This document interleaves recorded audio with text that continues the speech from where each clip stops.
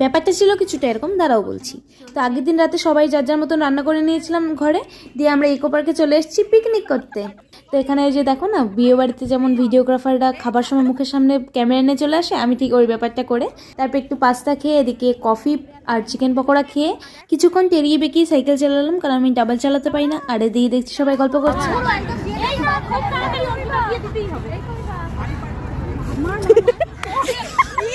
পকোড়াটা এতটা ভালো হয়েছিল, আর মাঝখানে এরা ছবি তুলবে বলে আমাকে এর দায়িত্বে রেখে গেছিল, আমি খেয়ে নিয়েছি।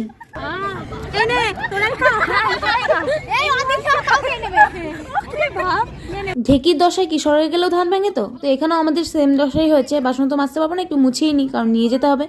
তারপরে আমরা একটু ঘুরে স্যানিটাইজার মেখে আমরা খেতে বসে পড়লাম। সবাই মিলে খাওয়া দাওয়ার পরে একটু ফটো সেশন চললো। ফটো সেশন চলার পরে তারপরে আমরা সবাই মিলে হাসতে খেলতে মেসে চলে এলাম। তো আজকের দিনটা খুব ভালো কাটলো। দেখা হচ্ছে পরের ব্লগে, টাটা।